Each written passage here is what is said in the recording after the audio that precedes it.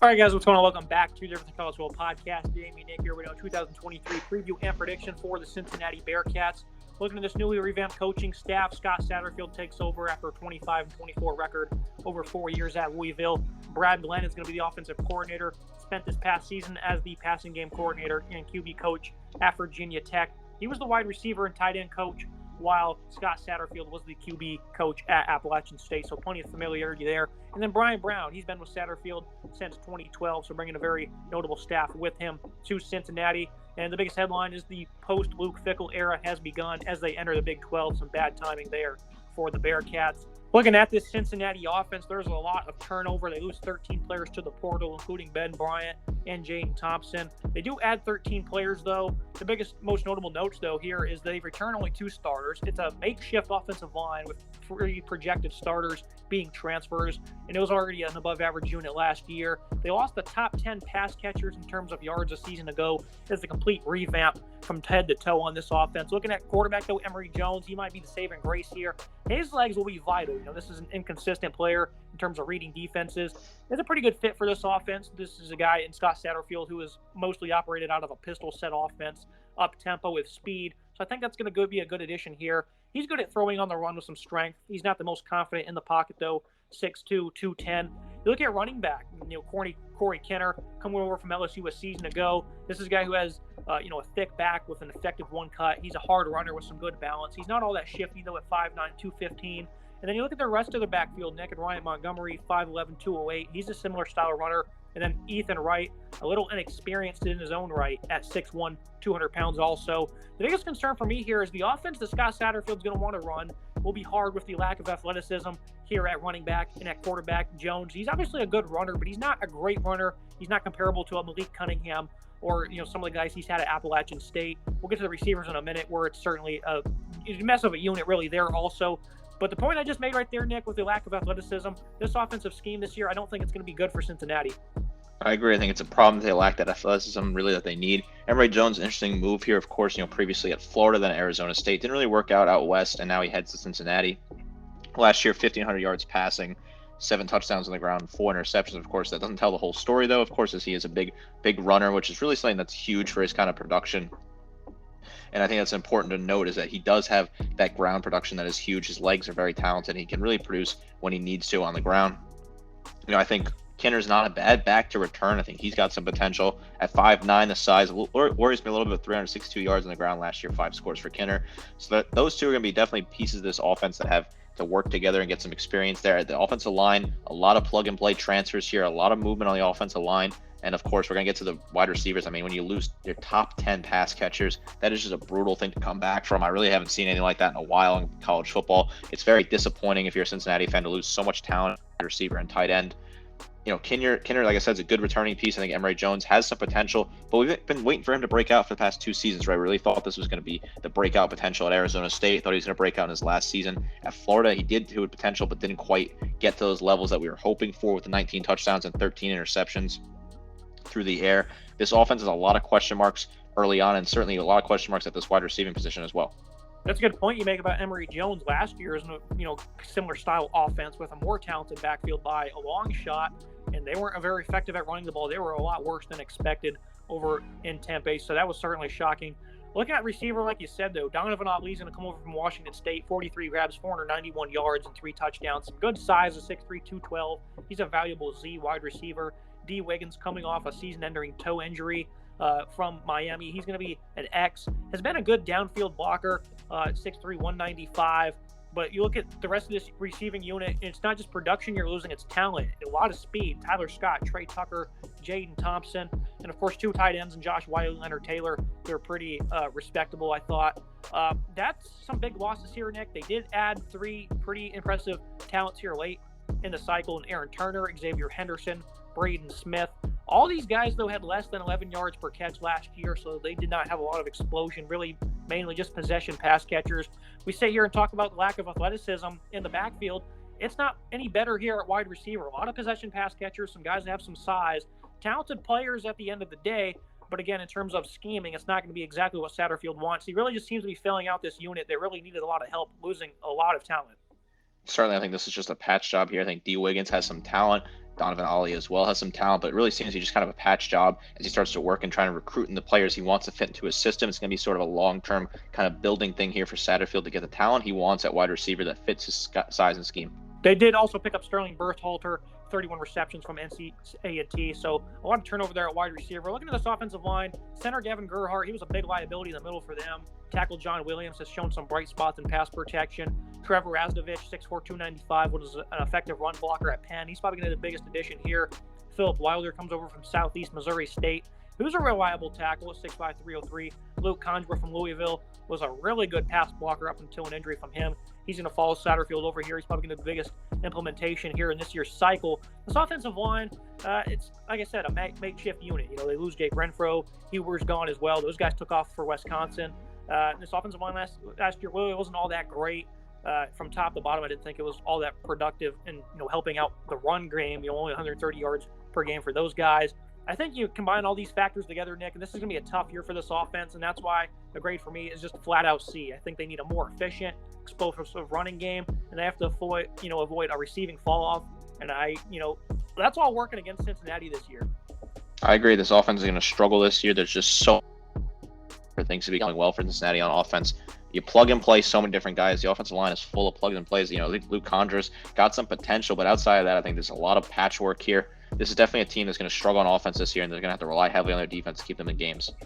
I don't think that's necessarily a bad thing for Cincinnati. You look at this defense, some of the crumbs that Luke Fickell leaves over, it's not bad. I think this is a really good defensive line. They've returned 6 starters total on this unit, only 1 guy back in the secondary. They do have a schematic change, though. They're going to shift to a 3-down lineman, stand-up outside linebacking scheme here.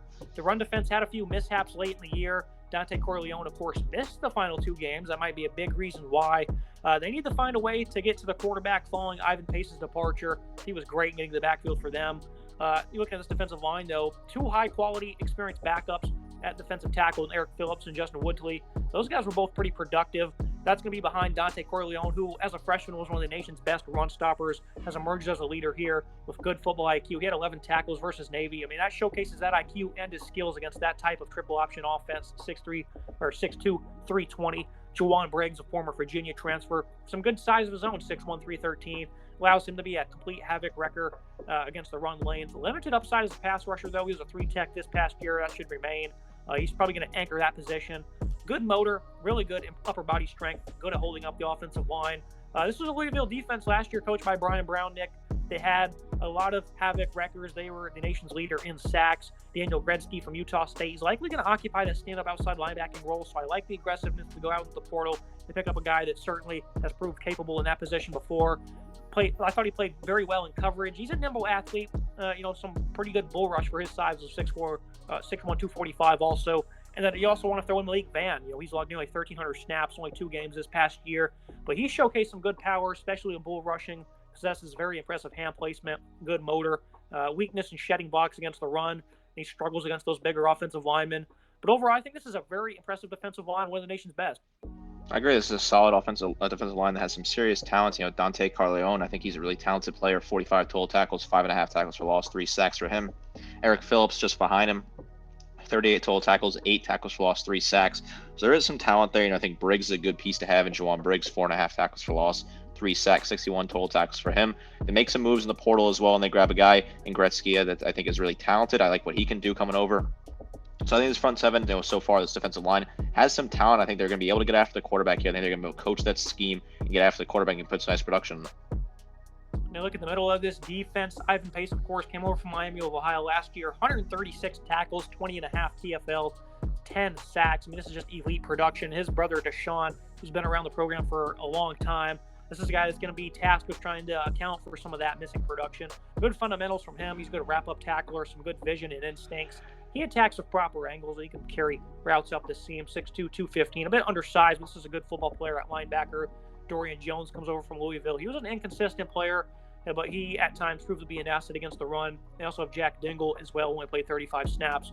So overall, I think this is a very sound front seven, but again, a bit of a schematic change here. They're losing a good bit of talent. I do think Deshaun is going to be a big leader for them. It'll be interesting to see what Dorian Jones can do. But outside of this defensive line, if health starts to be an issue and the run stopping starts to be a bit of an inconsistent area, I think they could certainly be in some trouble due to the lack of depth at linebacker.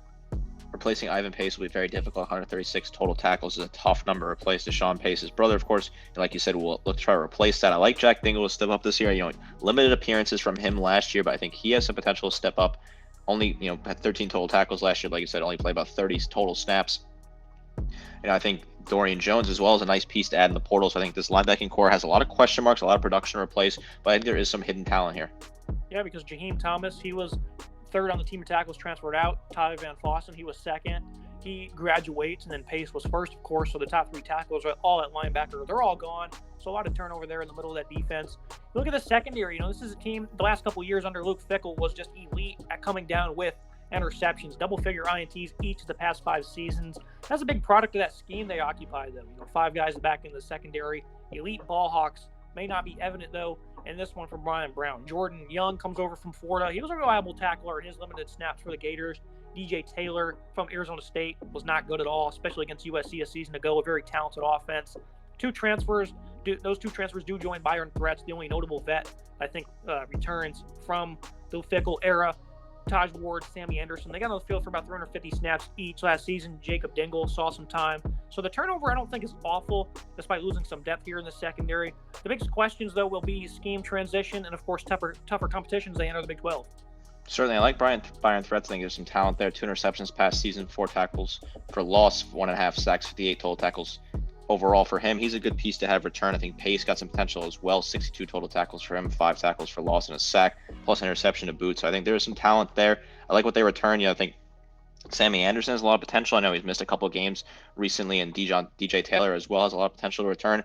It's going to be tough making a jump to the Big 12 where there's a lot more talented offenses, a lot more air raid heavy offenses. That's going to be tough to compete with through the air. But I think this secondary is not bad. It's going to be tough to adjust to that weekly speed, though, the Big 12. Yeah, I'm going to give them a grade of a B. I think the defensive line significantly uplifts that. Do you think that's too high? Or are you a little bit lower on the defensive line than I am? Because I do think they have good football players at all 3 levels, but there's not depth at any other spot like there is on the defensive front. So other than that, the unit's a little bit concerning. I think I'm going to go with a B-. I think this is a good unit. I think it's going to be a tough adjustment to the Big 12, but I think there is some serious talent here.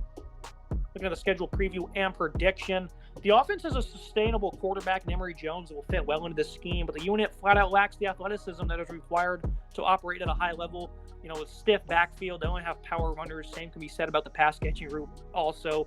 Quality options on the offensive line added in the portal. Still a makeshift unit that only returns liabilities.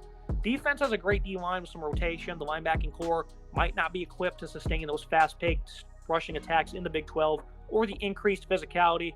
Secondary returns valuable reputations, but a scheme change mixed with the increase in competition with no Fickell will lead to a reality check for the Cincinnati Bearcats team. Over-under is 5.5. I'm going to be hammering the under here. I think this is going to be a tough year for the Bearcats.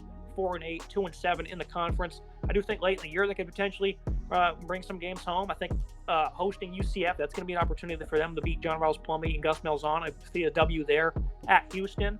And I think hosting Kansas and at West Virginia to end the year, those potentially might be wins also.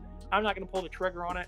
I see 2 wins against Eastern Kentucky and Miami of Ohio. To get them above 500 early on in September, that's it for the rest of the year.